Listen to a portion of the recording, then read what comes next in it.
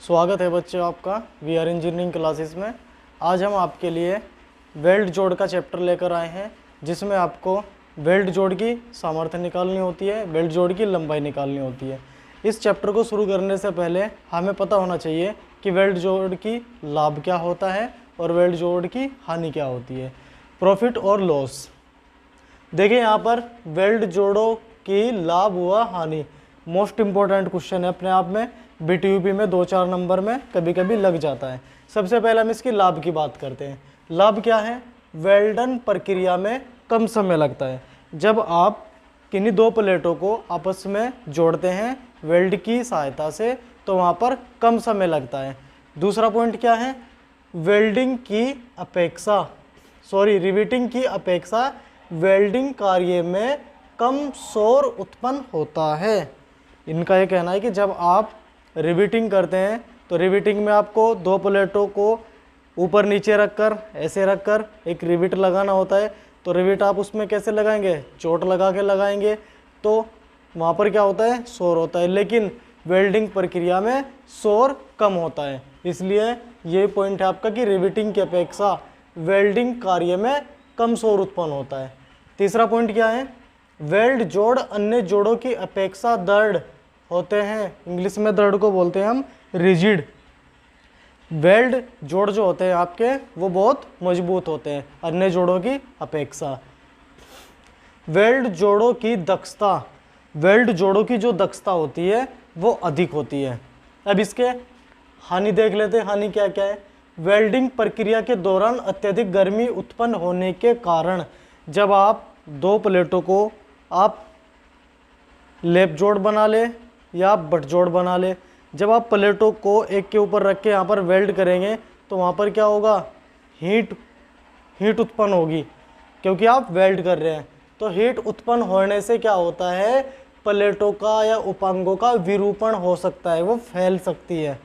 दूसरा हानि क्या है आपकी? वेल्डिंग प्रक्रिया में सक्षम कारीगर की आवश्यकता होती है।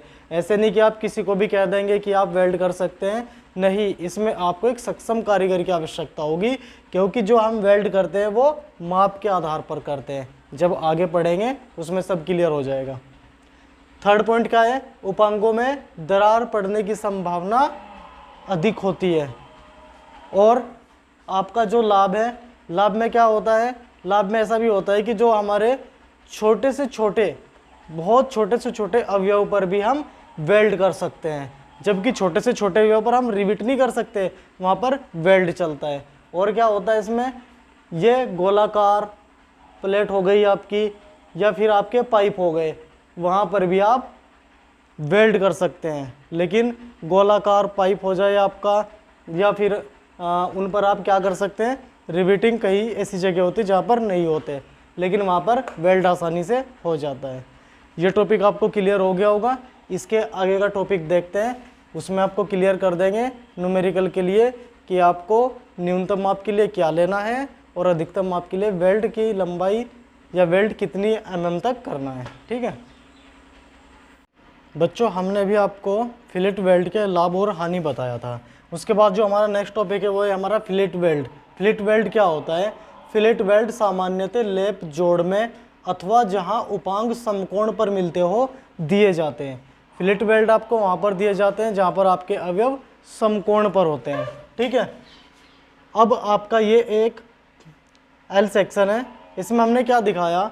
इसमें हमने दिखाया कि ये जो आपका इस किनारे से इस किनारे तक, इस बिंदु को हम बोलते हैं नोक, इस बिंदु को भी हम क्या बोलते हैं? नोक। उसके बाद इस सेक्शन पर इतने पर हमने ये वेल्ड किया। अब इसमें जो ये मोटाई है, इस मोटाई को हम क्या बोलते हैं? कंठ मोटाई, थ्रोट थिकनेस। जितने हिस्से पर वेल्ड होगा आपका वो होगा हमारा टांग लंबाई। ये भी हमारा क्या होगा? टांग लंबाई। अब टांग लंबाई क्या होता है? टांग लंबाई की परिभाषा होती है, यह है संलग्न क्षेत्र में बने त्रिभुज की दो समान भुजाओं में से किसी एक के बराबर होती है। और नेक्स्ट आपका वेल्ड परिमाप, कि हमने वेल्ड परिमाप क्या रखा है और वेल्ड परिमाप की परिभाषा क्या होती है? एक सामान्य फिलेट वेल्ड का माप उसकी न्यूनतम टांग लंबाई के बराबर लिया जाता है।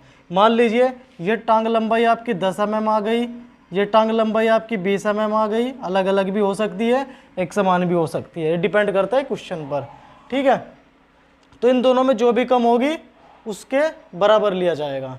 इसको हम वेल्ड परिमाप को कैपिटल एस से प्रदर्शित करते हैं। नेक्स्ट आपका कंठ मोटाई। कंठ मोटाई क्या होती है? यह है वेल्ड की नोक, यह आपका क्या है? वेल्ड की नोक। यह दोनों आपकी वेल्ड की नोक हो गई। को मिलाने वाली रेखा से, को मिलाने वाली इस त्रिभुज की रेखा से वेल्ड के जड़ तक की लंबवत दूरी होती है। क्लियर है? अब इसमें जो मोस्ट इंपॉर्टेंट टॉपिक है वो है आपका ये। जब तक आपको ये पता नहीं होगा आप क्वेश्चन नहीं कर पाने के। क्यों नहीं कर पाने के? क्योंकि अगर हमें प्लेटों की मोटाई दे के रखेगा तो प्लेटों की मोटाई के आधार पर ही हम वेल्ड माप निर्धारित करते हैं। यदि हमारे पास प्लेट की मोटाई नहीं है तो हम वेल्ड माप निर्धारित नहीं कर सकते। क्या है न्यूनतम माप? अगर 10 mm तक की कोई प्लेट है, किसी प्लेट की मोटाई 10 mm तक की है, तो आप वहाँ पर जो न्यूनतम माप का वेल्ड देंगे वो 3 mm का देंगे। यदि मोटे भाग की आपकी मोटाई 10 से 20 mm तक हो जाए तो आप वहाँ पर जो वेल्ड का माप निर्धारित करेंगे वो 5 mm करेंगे। अगर आपका मोटे भाग की मोटाई 20 मिलीमीटर से 32 मिलीमीटर तक हो जाए तो वहाँ पर आप वेल्ड माप 6 mm लेंगे। उसके बाद यदि ये 32 mm से 50 mm तक हो जाए तो आप फर्स्ट रन में आप 8 mm यूज करेंगे और फिलेट वेल्ड 10 mm। क्लियर है? इसके बाद जो आपका नेक्स्ट टॉपिक है ये आपका न्यूनतम माप है। अब हम आगे डिस्कस करेंगे कि अधिकतम माप क्या होता है, वो कैसे निकालेंगे। नेक्स्ट वीडियो में देखते हैं अधिकतम माप कैसे निकालते हैं। नेक्स्ट टॉपिक जो हमने लिया है वो नेक्स्ट टॉपिक है हमारा अधिकतम माप के लिए।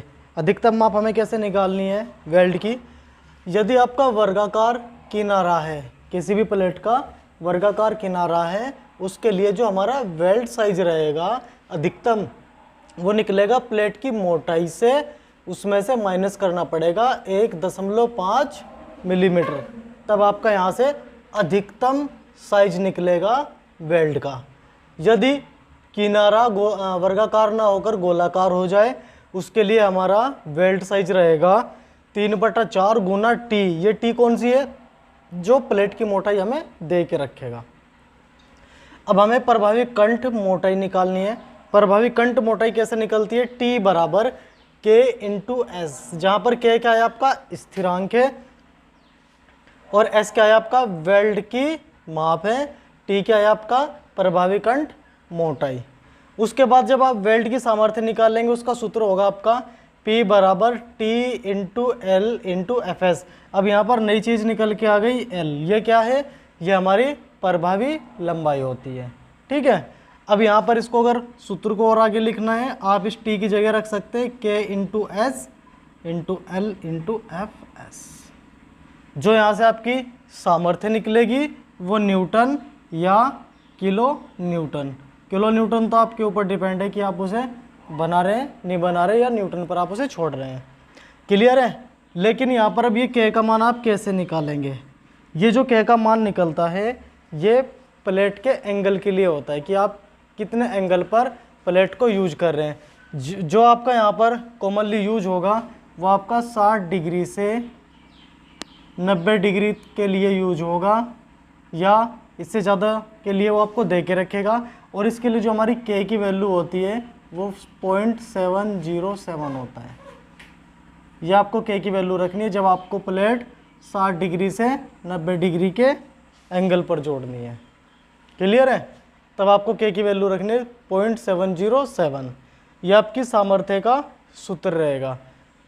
यहाँ से आपको इस क्वेश्चन में दो चीज़ें निकालने को आती है ज़्यादा से ज़्यादा। या तो आपको वेल्ड की प्रभावी लंबाई दे के रखेगा तो वेल्ड का साइज पूछेगा, वेल्ड का साइज दे के रखेगा तो प्रभावी लंबाई पूछेगा। ठीक है, जैसे आप दो प्लेटों को एक दूसरे के साथ जोड़ते हैं ना, ऐसे करके।